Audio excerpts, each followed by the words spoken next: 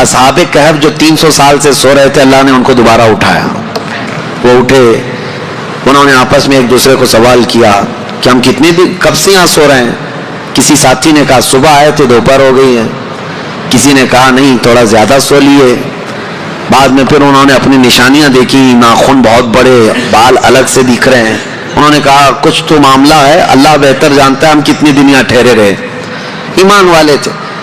ان ساتھیوں نے ایک اپنے ساتھی کو پیسے دے کر کے بازار بھیجا کہ بھوک بہت لگی ہے، کھانا لے آؤ. دیکھیں اللہ دوبارہ زندہ کر رہا ہے. تو ایک بادشاہ تھا دقیانوس، وہ بادشاہ مرتد اس طرح کہ وہ آخرت کا بھی انکار کر رہا تھا اور وہ اپنا ایک الگ دھرم چلا رہا تھا.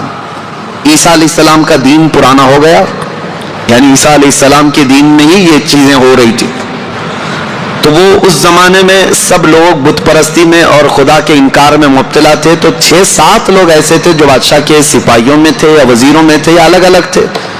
یہ لوگ پوشیدہ طور پر اللہ ہی کی ذات پر یقین رکھتے تھے، ایمان رکھتے تھے، لیکن یہ ظاہر نہیں کر رہے تھے کہ ان کے بادشاہ مار ڈالے گا. لیکن کب تک اس طرح چھپ کر کے رہیں. تو یہ 7 لوگ یا 8 لوگ جتنی ان کی تعداد تھی، ایک جگہ یہ لوگ مل لیا اور کہا کہ ہم یہ شہر چھوڑ کر بادشاہ کی سلطنت سے دور چلے جاتے ہیں تاکہ ہمیں ہمارے دین پر آسانی سے عمل کا موقع ملے. وہ سب بادشاہ کو چھوڑ کر کے اچانک ایک دن رات کو طے کر کے نکلے. راستے میں ایک کتا ان کے ساتھ ہو گیا. انہوں نے کتے کو کہا کہ یہ کتا کہیں بھوکے گا تو ہم کو پکڑوا دے گا، اس کو چھوڑ دو. تو کتے نے فصیح زبان میں کہنا شروع کیا کہ میں بھونک کر پکڑوانے کے لیے نہیں بلکہ میں تمہاری حفاظت کے لیے ساتھ چل رہا ہوں. اللہ نے اس سے زبان دی. یہ واقعہ موجود ہے. جب وہ لوگ نکلے بہت دور، آبادی سے بہت دور نکلے اور ایک غار میں جا کر کے انہوں نے آرام کی غرض سے پناہ لی. جب گئے اور سوئے. اب رب تعالیٰ فرماتے ہیں فَضَرَبْنَا عَلَىٰ آذَانِهِمْ فِي الْكَهْفِ سِنِينَ عَدَدًا، ہم نے ان پر ایک لمبے سالوں تک نیند طاری کر دی. وہ سوئے تو سوتے رہ گئے. اب ہوا یہ کہ بادشاہ کو دوسرے دن کسی نے شکایت کی کہ 7 لوگ آپ کے وزیروں میں سے سپاہیوں میں سے ایسے ہیں جو آپ کے دین پر نہیں، وہ اللہ پر ایمان رکھتے اور وہ شہر چھوڑ کر چلے گئے. بادشاہ نے ان کی تلاش جاری کروائی، کہاں ہیں ڈھونڈو. جب تلاش جاری ہوئی تو ایک چرواہے نے بتایا کہ ایک جگہ سے میں ان کو گزرتے ہوئے دیکھا، اس غار میں گئے. بادشاہ اپنے سپاہیوں کو حکم دیا کہ جاؤ اس غار میں دیکھو. دیکھا تو کچھ لوگ سوئے ہوئے تھے. بادشاہ نے کہا ان کی سزا یہ ہے کہ ان کے غار کے منہ پر دیوار بنا دو، ان کی قبر یہی ہو جائے، یہ باہر یہاں سے نہ نکل سکے. اس غار کے منہ کو دیوار چڑھا کر بند کر دیا گیا. یہ سزا تھی بادشاہ کی طرف سے کہ وہ میرے دین سے نکلے ہوئے لوگ ہیں. خیر سارے لوگ چلے گئے تو ایک چرواہے نے وہاں پر جو موجود تھا اس نے ان کی پوری تاریخ، ان کے نام لکھ دیے، یہ کون لوگ تھے، یہاں کیوں آئے تھے اور ان کے اوپر کیا سزا ہوئی. بات ہو گئی. یہ دقیانوس بادشاہ کا ظلم تھا. وہ لوگ چلے گئے. اب یہ لوگ سوتے رہے. قرآن میں ہے 309 سال تک سوتے رہے.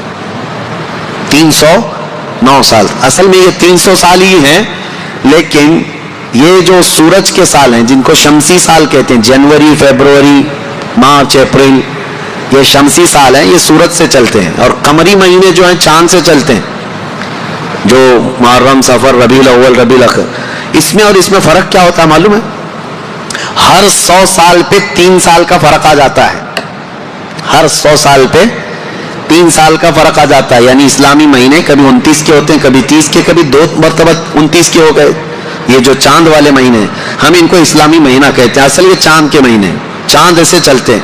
اور باقی جو سورج سے چل رہے ہیں شمسی مہینے، جنوری، فیبروری، یہ فکس ہیں. ان میں کوئی چاند بھی دیکھنے کی ضرورت نہیں، سورج بھی دیکھنے کی ضرورت نہیں، وہ فکس ہیں.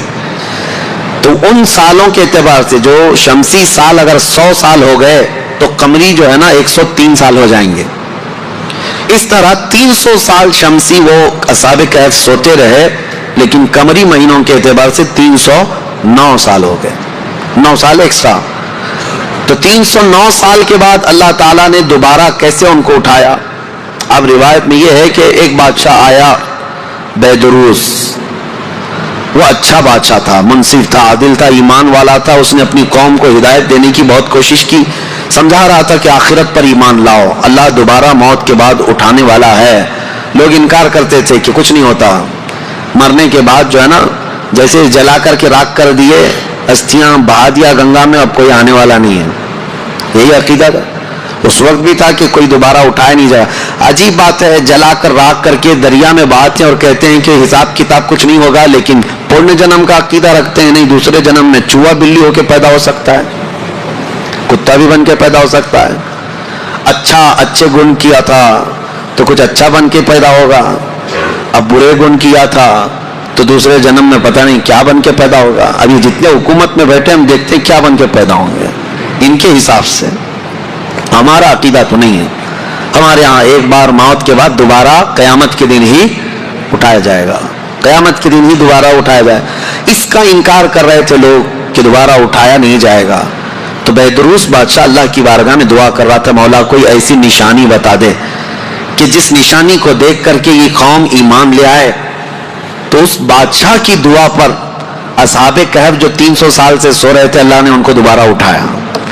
وہ اٹھے, انہوں نے آپس میں ایک دوسرے کو سوال کیا کہ ہم کتنے دن کب سے یہاں سو رہے ہیں. کسی ساتھی نے کہا صبح آئے تھے دوپہر ہو گئی ہے. کسی نے کہا نہیں تھوڑا زیادہ سو لیے. بعد میں پھر انہوں نے اپنی نشانیاں دیکھی, ناخن بہت بڑے, بال الگ سے دکھ رہے ہیں. انہوں نے کہا کچھ تو معاملہ ہے, اللہ بہتر جانتا ہے ہم کتنی دن یہاں ٹھہرے رہے. ایمان والے تھے. ان ساتھیوں نے ایک اپنے ساتھی کو پیسے دے کر کے بازار بھیجا کہ بھوک بہت لگی ہے, کھانا لے آؤ. لیکن اللہ دوبارہ زندہ کر رہا ہے تو کھانے کی بھوک بھی ہے. انہیں بھیجا اور اس کو یہ کہہ کر کے بھیجا کہ خبردار کوئی بھی تمہارے اوپر نظر نہ ڈالے بادشاہ کی پولیس, کہ اگر وہ بادشاہ کو پتا چل گیا تو ہم سب کو گرفتار کر لے گا. وہ 300 سال پہلے کی بات بول رہے ہیں. اس اپنے ساتھی کو بھیجا اور وہ چھپتے چھپتے شہر میں آیا اور کھانا لیا. کھانا لے کر کے اس نے پیسے دیا تو دکان والے نے دیکھا پیسے ہی کون سے, 300 سال پہلے کے پیسے.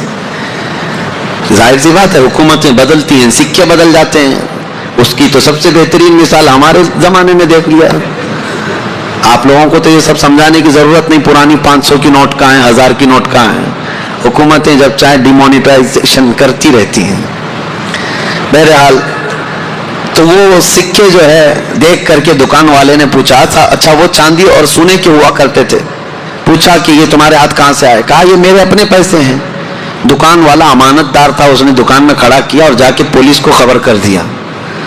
پولیس کو خبر کر دیا اور کہا کہ میرے پاس ایک ایسا آدمی آیا ہے, لگتا ہے اس کے ہاتھ میں کوئی پرانا خزانہ ہاتھ میں آیا ہے, لہذا اسی لیے میں آ کر کے تم کو خبر دے رہا ہوں. اس زمانے کا کوئی بہترین ٹپر ہوگا وہ.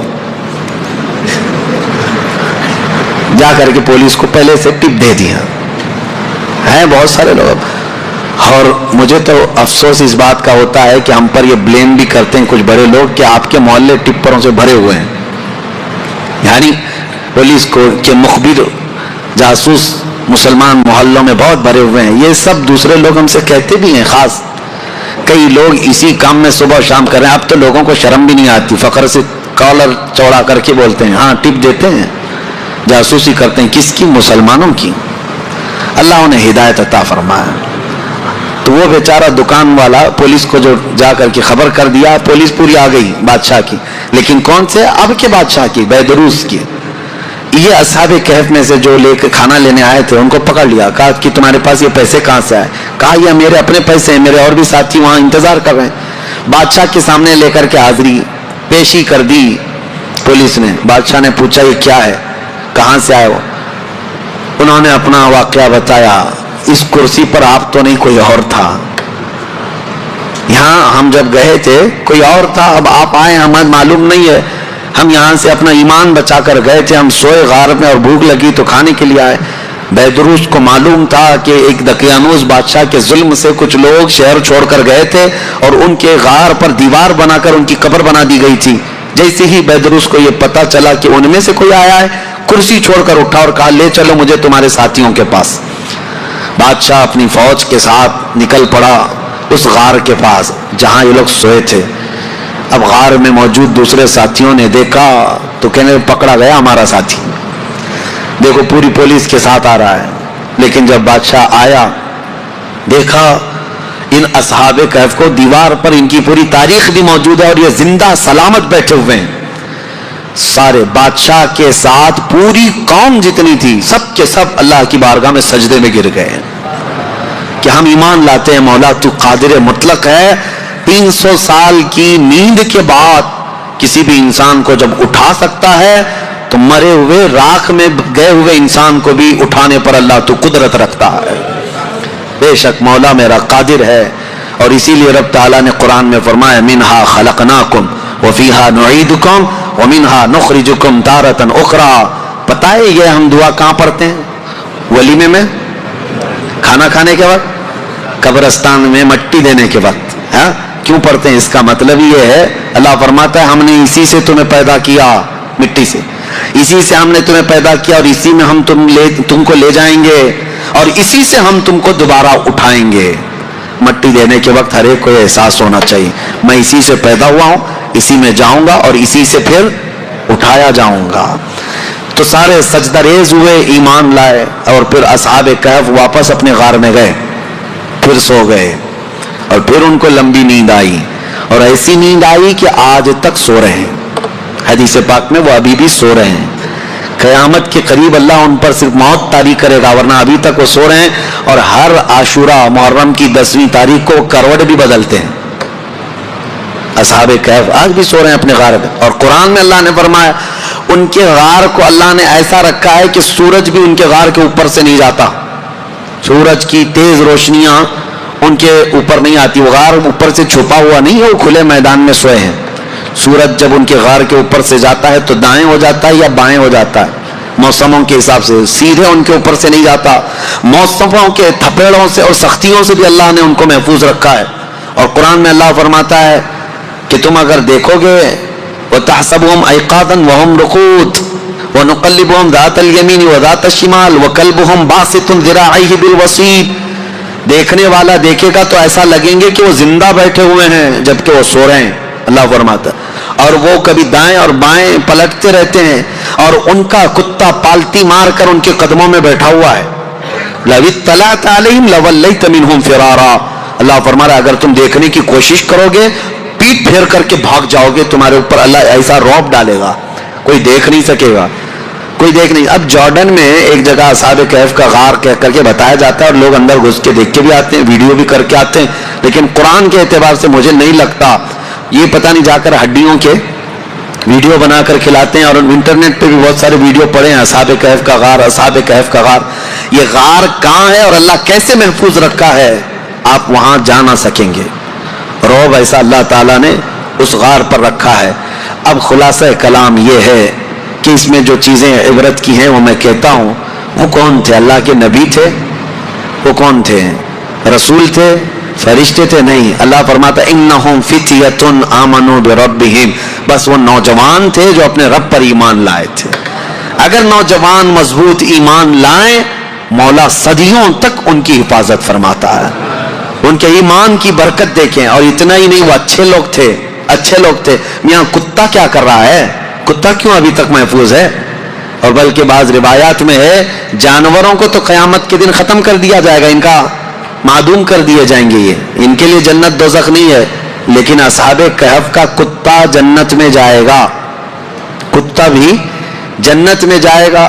उसकी वजह यह है, फरमाया कि कुत्ता जन्नत में जा रहा है, वजह यह है कि अल्लाह वालों के दामन से लगा हुआ है, अल्लाह वालों के साथ बैठा हुआ है।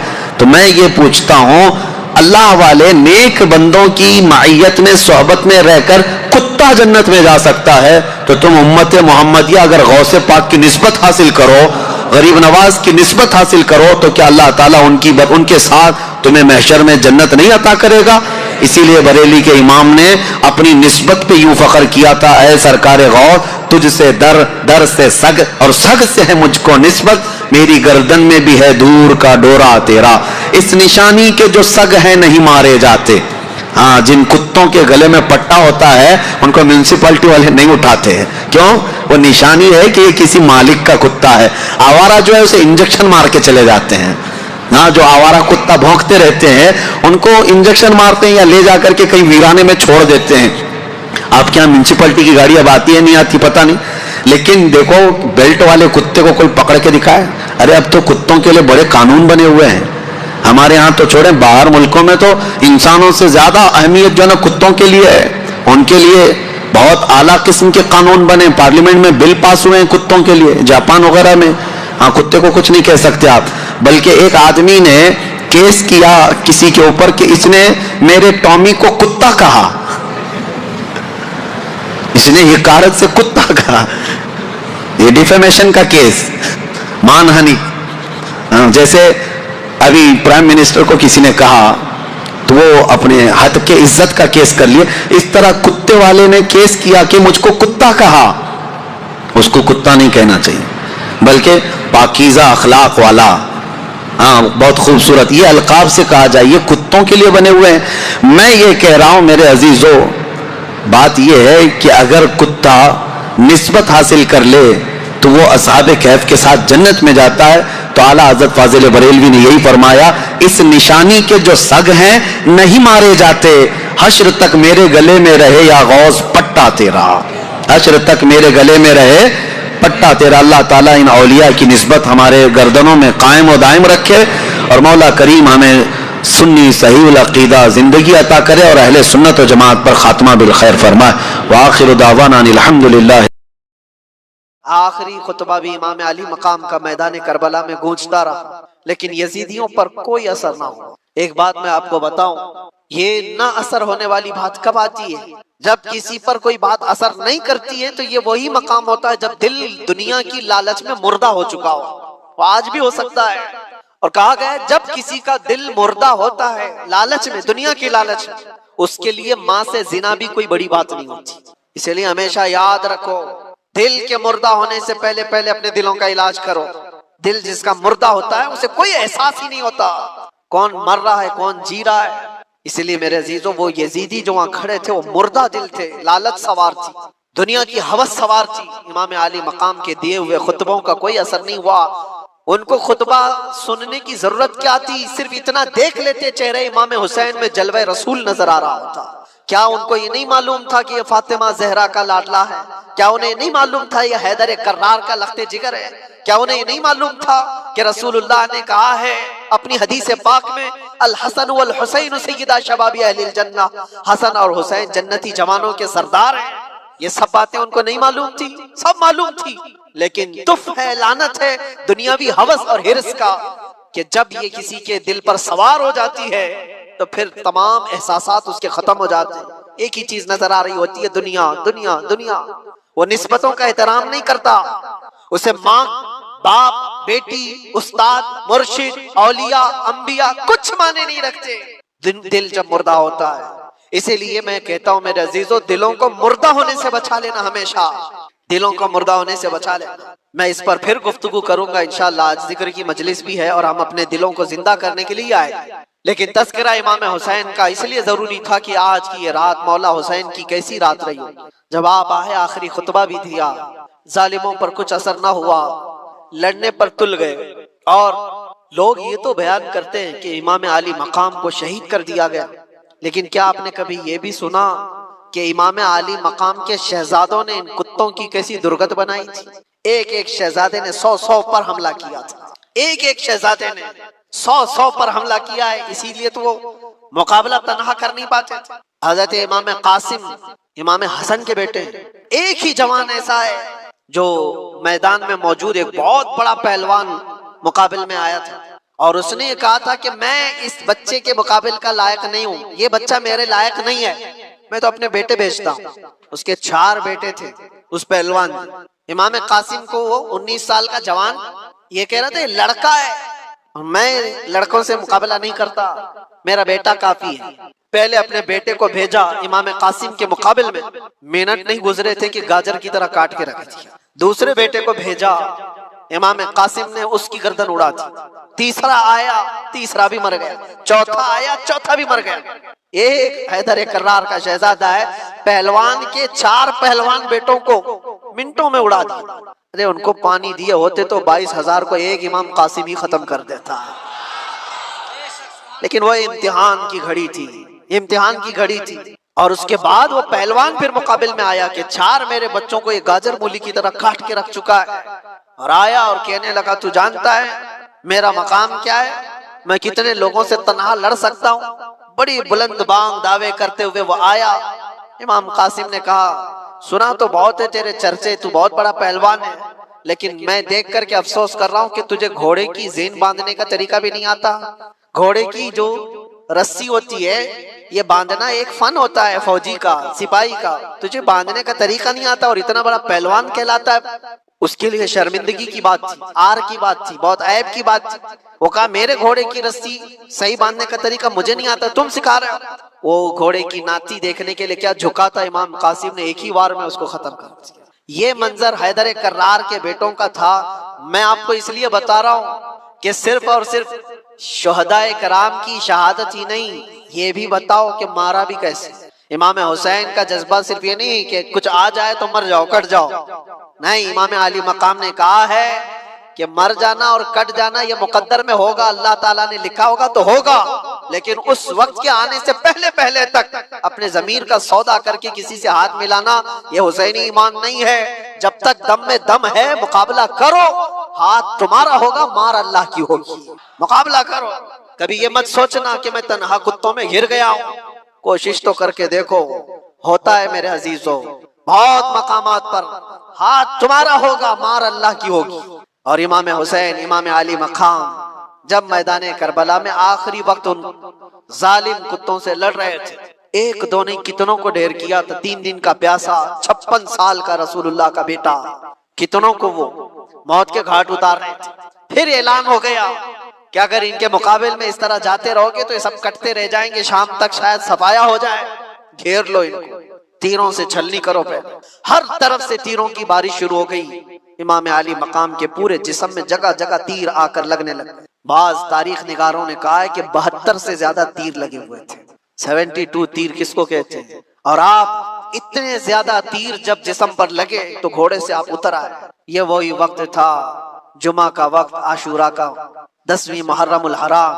امام علی مقام جیسی اترے سجدے میں گر گئے۔ سجدے میں جیسی گرے، ان ظالم کتوں نے سوچا اس سے بہتر موقع نہیں ہے۔ خولی اور شمر جیسے ان ظالموں نے امام علی مقام کی پیٹھ پر اپنا پاؤں رکھ کر کے آپ کے سر مبارک کو جسم سے الگ کر دیا۔ انا للہ و انا الیہ راجعون۔ لیکن میرے عزیزوں، امام حسین رضی اللہ تعالیٰ عنہ کی اس شہادت عظمیٰ پر جتنا غم کرو وہ کم ہے، جتنا غم مناؤ وہ کم ہی ہے۔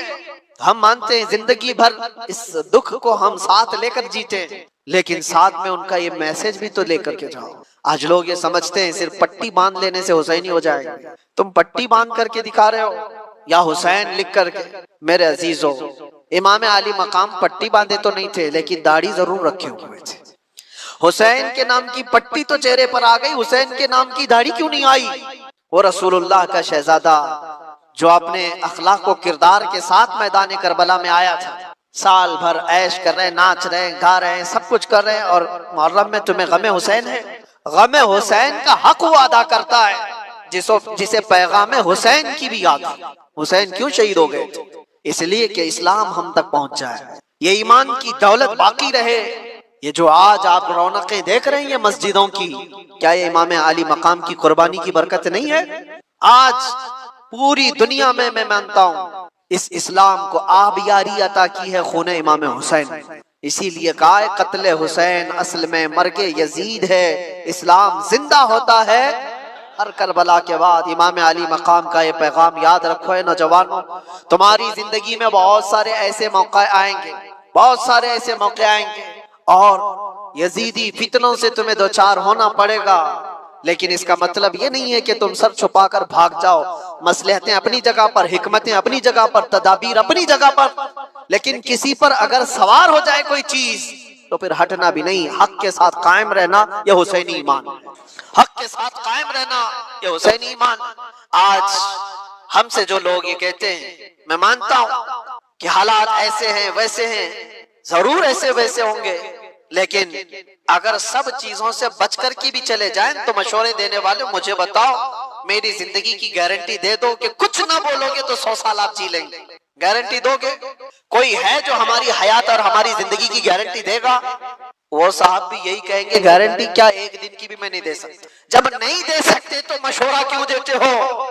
ہماری زندگی کی گارنٹی نہیں لے سکتے اپنے ہاتھ میں تو ایسی بزدلی کا مشورہ نہ دو۔ ہاں ہمیں معلوم ہے موت موت و حیات اللہ کے دستے قدرت میں ہے.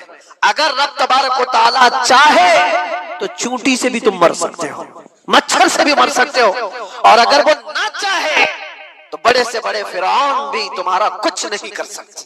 نمرود ہو کہ فرعون ہو کہ یزید ہو, کوئی تمہارا بال بیکا نہیں کر سکتا. یہ ایمان ہے اور یہ تقدیر ہے. تو جب تک اللہ تعالیٰ حیات باقی رکھا ہے, تمہارے جسموں میں جان باقی ہے, حسینی کردار کے ساتھ جیو میرے عزیز. کیوں یہ ڈھکی چھپی زندگی؟ آج جانتے ہو سب سے زیادہ آج ہمارے اوپر جو معاملات ہیں کہ ہر چیز تمہاری نشانے پر جو لی جا رہی ہے, اس کی وجہ یہ ہے کہ تم ان تمام چیزوں سے بھاگے بھاگے پھر رہے ہو. کیا یہ مجمع فجر میں ہوتا ہے؟ ان مسجدوں میں جو ویرانی ہے, تو ظاہر سی بات ہے ہم نے اپنے ہاتھوں سے جب اسلام کو نقصان پہنچانا شروع کیا تو خیروں کے آج لگائے ہوئے الزامات اور ان کے دیے ہوئے مصیبتوں کا واویلا کیوں مچاتے ہو؟ ہم نے خود اپنے ہاتھوں سے کتنا برباد کیا ہے. شادی محلوں میں جا کر دیکھو کون سا اسلام دکھتا ہے. ساری عورتیں بے نقاب, ہزاروں قسم کے فیشن, ہزاروں قسم کے پاؤڈر, لالی, میک اپ, جو پوری دنیا کو دکھانے کے لیے. یہ کون سی خواتین ہیں؟ کیا یہ فاطمہ زہرا کی کنیزیں ہیں؟ آپ کو پتا ہے جب امام حسین کا سر لے کر نیزے میں ڈال کر دمشق میں آیا تھا جلوس, خاندان رسول کی بیویاں بھی اس جلوس میں تھی. امام حسین کی بیویاں, امام حسین کی بہن, امام حسین کی بیٹی, سب اس جلوس میں قیدی بنا کر کے یزید کے دربار میں لے جائے جا رہے تھے. ایک واقعہ بتاتا ہوں. جب دمشق پہنچا یہ جلوس, نیزے پر امام حسین کا سر ہے اور آگے لے کر چلا جا رہا ہے قافلہ, اور ساتھ میں عورتیں بھی ہیں. دمشق میں پورا مجمع ٹوٹ پڑا تھا یہ منظر دیکھنے کے کہ کربلا سے لٹا ہوا قافلہ آیا ہے, اور ان کو دیکھنے کے لیے سارے لوگ مجمع کے بڑی تعداد میں گلیوں میں کھڑے تھے. اب سوچو جس کا تماشا دیکھنے کے لیے پورا شہر کھڑا ہو, اس کے سامنے سے گزرنا ہے. اس مجمع کے بیچ میں ایک بوڑھے صحابی تھے, رسول اللہ صلی اللہ علیہ وسلم کے صحابی. وہ دیکھ کر کے رونے لگ گئے کہ کیا منظر ہے, میں نے اس سر کو دیکھا تھا, یہ سر وہی ہے جس کو رسول اللہ بوسہ دیا کرتے تھے. میرے آقا اپنی زبان ان کے منہ میں دیتے تھے, امام حسین کو اپنا لعاب چساتے تھے. وہ صحابی دیکھ کر کے دوڑتے ہوئے مجمع میں آئے. یہ جو قافلہ جا رہا تھا اس میں دیکھ کر پہچان لیا بی بی سکینہ. توجہ چاہتا ہوں میرے عزیز, بی بی سکینہ کو دیکھ کر پہچان لیے کہ یقیناً حسین کی بیٹی ہے. قریب آئے, ہچکیاں بن گئی, کہا بچی ہماری زندگیاں قربان تمہارے گھرانے پر, ہم کچھ نہیں کر سکے, ظالموں کی حکومت نے تمہارے بابا کو شہید کر دیا. بچی بتاؤ, میں ملک شام میں دمشق میں رہتا ہوں, کوئی حاجت ہو تو مجھے بتاؤ. اس موقع پر جو بھوکے اور پیاسے قیدی آئے ہو اپنی حاجت کیا نہیں کہہ سکتے تھے؟ آپ نانا جان کے صحابی ہیں. سکینہ نے پوچھا, انہوں نے کہا ہاں بیٹی میں رسول اللہ کا غلام صحابی, کچھ حاجت ہو تو بتاؤ. بی بی سکینہ نے کیا حاجت مانگی تھی وہ میں میسج دینا چاہتا ہوں. کہا کہ میرے نانا جان کے صحابی, یہ میرے بابا کا جو سر نیزے پر لے جایا جا رہا ہے, اس سر کو تھوڑا آگے بڑھا دیا جائے, آگے لے کر کے جائیں. اس صحابی نے پوچھا کہ کیوں, ایسی خواہش تمہاری کیوں ہے؟ کہا بات یہ ہے کہ اس کٹے ہوئے سر کو دیکھنے کے لیے جو مجمع عمر پڑ رہا ہے, جو لوگ آ رہے ہیں, اس سر کو دیکھتے دیکھتے ہماری عزتوں کی طرف بھی نظر کرتے, ہمارے پردے کا خیال کرتے ہوئے میں یہ چاہتی ہوں کہ سر کو آگے لے جایا جائے تاکہ لوگ سر دیکھنے میں مصروف رہیں اور ہمارے پردے کی پابندی ہو سکے. اس موقع پر اگر کوئی اپنے پردے کی پابندی کا خیال کرتی ہو, یہ گھرانہ حسین کا ہے جس کا پورا گھر لٹ چکا ہو, اور اس وقت 9 سال کی بچی یہ کہتی ہو مجھے میرے پردے کی فکر ہے. میں اپنی بہنوں سے پوچھتا ہوں, گھر کی خواتین سے پوچھتا ہوں, تمہارا کیا لٹا ہے کہ تم بے پردہ باہر گھومتی؟ تمہارے ساتھ کیا ہوا ہے؟ کچھ نہیں ہوا. قیامت کے دن اس بی بی سکینہ کا بھی سامنا کرنا ہے, فاطمہ الزہرا کا بھی سامنا کرنا ہے. ان خواتین کو پتہ نہیں ہے اسلام کا چہرہ جو بگاڑ کر کے رکھی ہیں. دنیا تمہیں, یہ ہوس کے پجاری تمہیں صرف استعمال کرنا جانتے ہیں, کوئی عورتوں کے حقوق کی بات نہیں کرتا. یہ ناٹک ہے, یہ ڈھکوسلا ہے جو وومن رائٹ کی بات کرتے ہیں. عورتوں کے حقوق کے ہم علمبردار ہیں, پاسدار ہیں. کون سا عورتوں کے حقوق؟ یہ عورتوں کے حقوق کی بات نہیں کرتے, عورتوں کو ننگا اسٹیج پر نچانے کی کوشش کرتے. یہ سارے وہ کتے ہیں رال ٹپکاتے ہوئے عورت کو ننگا دے کر مزے لینا چاہتے ہیں, اور ہماری بچیوں کو ایسا لگتا ہے کہ یہ آزادی ہے. آزادی ہے, آزادی نہیں, یہ جہنمی زندگی ہے. اللہ نے تمہیں اشرف المخلوقات بنایا, تم جانوروں کی طرح زندگی گزارنا چاہتے ہو. جانور تو کپڑے نہیں پہنتے, اور یہاں عورتوں کو ایسا لگتا ہے जितना शॉर्ट लिबास पहनेंगे उतना फैशन है, जितना कम कपड़ा पहनो तो फैशन है। कम कपड़ा पहनना अगर फैशन है तो कुत्ते और जानवर जो भैंस है वो तुम्हारे से ज्यादा फैशनेबल है, वो तो एक भी कपड़ा नहीं पहनते। क्या नंगा रहना कोई फैशन है? उम्मत मुस्तफा के ईमान को गारत करने के लिए दुनिया फैशन के तौर तरीके बनाती है। माँ और बहनों की आज इज्जत लूटी जा रही है, इसकी वजह क्या है? काश इस्लामी पर्दे की हिमायत की होती है, इनकी इज्जतें महफूज होती। ऐ नौजवानों, एक बात याद रखो, मैं यहाँ से पैगाम औरतों को दे रहा हूँ जरूर, लेकिन एक हदीस ये भी सुना कर जाता हूँ। अल्लाह के नबी सल्लल्लाहु अलैहि वसल्लम ने फरमाया, दयूस जहन्नमी है, दयूस जहन्नमी, दयूस जहन्नमी है। 3 बार मुस्तफा करीम सल्लल्लाहु अलैहि वसल्लम ने फरमाया। तो सहाबा ने पूछा, या रसूल अल्लाह कौन है दयूस? मेरे आका ने फरमाया, वो मर्द जहन्नम में जाएगा जिसकी औरत बेपर्दा बाहर घूमती है। तो मर्द के लिए हुजूर ने फरमाया, मर्द जो अपनी औरत को बेपर्दा बाहर घुमाता है वो जहन्नम में जाएगा। तो जो बेपर्दा औरत है उसका अज़ाब क्या होगा? इमाम अली मकाम का घराना वो नहीं है जो अपने घराने को बनाए हुए हो। दास्ताने करबला सुनना है तो पैगामे करबला भी सुनो। सिर्फ कत्ल हो गए, कट गए, मारे गए, शहीद हो गए, ये सिर्फ और सिर्फ करबला के मैदान का पैगाम नहीं है। पैगामे करबला हकीकत में ये है कि चाहे हमारा सब कुछ लुट जाए, दामन मुस्तफा पर कोई उंगली उठा ना सके। आज हजारों उंगलियां तुम्हारी तरफ क्यों उठ रही हैं? तुम नशा करते हो, तुम शराब पी रहे हो, तुम चरस गांजे न जाने क्या क्या चीजें करो, उंगलियां तुम्हारी तरफ उठाई जा रही। ये ऐसा करते, ये ऐसा करते, ये ऐसा करते, दर हकीकत तुम्हारी तरफ ये उंगलियां नहीं है, तुम्हारी निस्बत रसूलुल्लाह से कम इस बात का ख्याल करते कि दुनिया मेरी तरफ उंगली उठाकर कहीं हुजूर को तो नहीं गाली दे रही। आज नबी पाक सल्लल्लाहु ताला अलैहि वसल्लम तक जो ये जालिम उंगलियां उठ रही हैं, उसकी वजह कुछ अमाल है, बुरे अमाल है।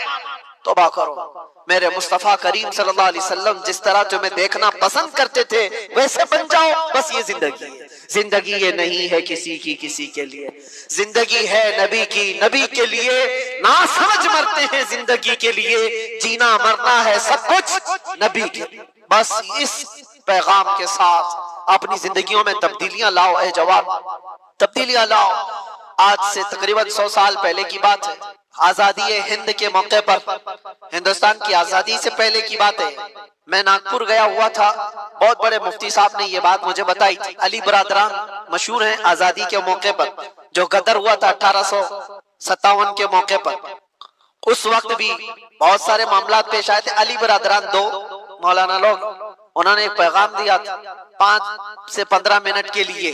नागपुर स्टेशन पर बहुत सारे मुसलमानों का मजमा आया और उनसे पूछा कि आज के हालात में क्या करना चाहिए। उन्होंने सिर्फ 2 जुमलों में कहा था, मैं कोट कर रहा हूँ सिर्फ इस बात को इसीलिए कि हकीकत है ये। कहा कि कुछ नहीं, सबको टोपी और दाढ़ी कंटिन्यू पहनना चाहिए, टोपी कंटिन्यू पहनो, दाढ़ी कंटिन्यू रखो। कहा इसमें क्या मैसेज है? कहा तुम्हें पता नहीं इसका रौब अल्लाह ताला दिलों पर कैसा रखता है। तुम्हें कुछ करने की जरूरत नहीं, अखलाके रसूल में एक बार मलबूस हो जाओ। मेरे अजीजों, ना तुम्हें तलवार भाले नेज़े उठाने की जरूरत है, ना तुम्हें जंगो जिदाल की जरूरत है। तुम एक बार मुस्तफा करीम सल्लल्लाहु ताला अलैहि वसल्लम की सुन्नतों को अमल में ले आओ, ऐसी ही तुम्हारी चलत फिरत से कितने कीड़े मर जाएंगे। ऐसी ही तुम्हें अंदाजा भी नहीं है। अल्लाह तबारक व तआला इसका रौब रखा है, चेहरे रसूल का रौब है, दामन इस्लाम का एक रौब है। आपको उसका अंदाजा नहीं है, लेकिन दूसरों को अंदाजा है। इसलिए मैं दावत देता हूँ, उठो अगर न हश्र न होगा फिर कभी, दौड़ो के जमाना चाल अपनी चल गया, कुव्वत इश्क से हर पस्त को बाला कर दो, दहर में नामे मोहम्मद से उजाला कर दो। उन्हें जाना उन्हें माना, न रखा गैर से काम, लिल्लाहिल हम्द में दुनिया से मुसलमान गया। बस इस बात पर हुजूर को तवज्जो में रखो, उन्हें जाना, फिर तुम्हें फर्क कुछ नहीं होना चाहिए, फिर किसी चीज का कोई असर भी नहीं होना चाहिए। अगर हुजूर से सच्ची मोहब्बत करते हो तो मुझे बताओ, क्या ये बात हक है या नहीं? वो जो न थे तो और वो जो न हो तो, इस जुमले पर तवज्जो रखना। बस पूरे शेर में ये जुमला मैं तवज्जो के साथ अर्ज करता हूँ। वैसे तो ये पूरा शेर ये है, वो जो न थे तो कुछ न था, वो जो न हो तो कुछ न हो। जान है वो जहान की और जान है तो, लेकिन इस पूरे शेर में सिर्फ इतना जुमला याद रखना, वो जो ना हो तो, बस वो जो ना हो तो हमारी जिंदगी कुछ नहीं। हमारे नाम के साथ वो जो ना हो तो, हमारी कब्र में भी वो जो ना हो तो, قیامت میں بھی وہ جو نہ ہو تو، کہیں اذانوں میں وہ جو نہ ہو تو، قرآن میں وہ جو نہ ہو تو، ہر جگہ پر یہ جملہ یاد رکھنا، وہ جو نہ ہو تو۔ اسی لیے اقبال نے بھی کہا تھا آبرو ماں زنا میں مصطفیٰ اس، ہم سب کی عزت و آبرو مصطفیٰ کے نام سے ہے، ہر چے دری دنیا بادے مصطفیٰ اس، جو کچھ بھی اس دنیا میں ہے وہ مصطفیٰ کے بعد، حضور کے بعد۔ یہی پیغام امام علی مقام کا تھا۔ آخری بات، اور اس کے بعد ہم دعا کرتے ہیں، ذکر کے لیے مجمع زیادہ ہے۔ آخری بات امام علی مقام کے لیے، یہ ایک چیز قرآن کی آیت میں نے تلاوت کی، آپ نے سنا تھا وَلَا تَقُولُوا لِمَنْ يُقْتَلُ فِي سَبِيلِ اللَّهِ أَمْوَاتٌ۔ یہ دیکھو عام لوگوں کو بھی آیت یاد ہے، جس کا مطلب کیا ہے؟ اللہ فرماتا ہے اللہ کی راہ میں جو مارے جائیں انہیں مردہ، سب کو پتا ہے، بلکہ وہ کون کہہ رہا ہے؟ خالق کائنات، وہ کہہ رہا ہے بلکہ وہ زندہ ہے۔ تمہیں اس کا شعور نہیں، تمہیں اندازہ نہیں وہ زندہ ہے۔ یہ قرآن گواہی دے رہا ہے شہیدوں کی زندگی۔ اب مجھے بتاؤ امام حسین زندہ ہے یا نہیں؟ تو زندہ جاوید کا ہم ماتم نہیں کرتے، زندہ جاوید کا ہم، خیر مجھے جو بات عرض کرنی ہے، ایک طرف تو قرآن کی یہ آیت اور ایک طرف دوسری آیت میں آپ کو بتاتا ہوں 20ویں پارے میں اللہ اپنے رسول سے فرما رہا ہے، یا ابو جہل، یا عتبہ، یا شیبہ، یہ سب جتنے دشمنان رسول ہیں، اِنَّكَ لَا تُسْمِعُ الْمَوْتَى وَلَا تُسْمِعُ الصُّمَّ الدُّعَاءَ، اے رسول آپ ان کو اپنی باتیں سنا نہیں سکتے اس لیے کہ یہ گونگے بہرے مردہ ہیں۔ اللہ فرما رہا کیا ہے؟ وہ مردہ ہیں۔ کس کو مردہ کہہ رہا ہے؟ وہ چلتے پھرتے بھی ہیں، کھاتے پیتے بھی ہیں، اٹھتے بیٹھتے بھی ہیں، بات چیت بھی کرتے ہیں، اور قرآن کیا کہہ رہا ہے؟ وہ مردہ ہے۔ اور ایک طرف کربلا کے میدان میں آؤ، ہاتھ الگ ہے، پیر الگ ہے، جسم الگ ہے، دھڑ الگ ہے، گردن الگ ہے، قرآن کہتا ہے وہ زندہ ہے۔ قرآن کیا کہتا ہے؟ اور دوسری جگہ پر تو اللہ نے اور بھی اس سے بلند بات فرمائی، وَلَا تَحْسَبَنَّ الَّذِينَ قُتِلُوا فِي سَبِيلِ اللَّهِ أَمْوَاتًا، بلکہ ان کے مردہ ہونے کا گمان بھی مت کرو۔ کہنا الگ بات ہے، سوچنا الگ بات ہے۔ پہلی آیت میں کیا تھا؟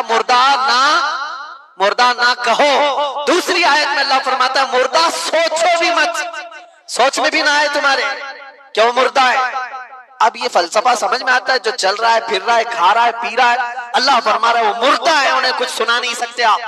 اور جو کٹ کے ٹکڑوں میں بدل گئے، اللہ فرما رہا ہے مردہ سوچنا بھی مت، وہ زندہ ہے۔ قرآن سے پوچھو پھر زندگی اور موت کہتے کسے؟ زندگی اور موت کیا ہے؟ قرآن کے فلسفے کے اعتبار سے تمہیں یہ جواب ملے گا، صرف اور صرف روح نکل جانے کا نام موت نہیں، اور چلنے پھرنے کا نام بھی زندگی نہیں، چلنے پھرنے کا نام بھی زندگی نہیں، اور روح نکل جانے کا نام بھی موت نہیں۔ حقیقت میں موت اور حیات کیا ہے؟ سنو قرآن کے فیصلے میں کہ اگر نبی پاک کی دشمنی پال کر بادشاہ کی کرسی پر بھی بیٹھ جائے وہ مردہ ہے، اور نبی کی عزت کا پرچم اٹھا کر 1000 ٹکڑوں میں بھی بدل جائے وہ زندہ ہے۔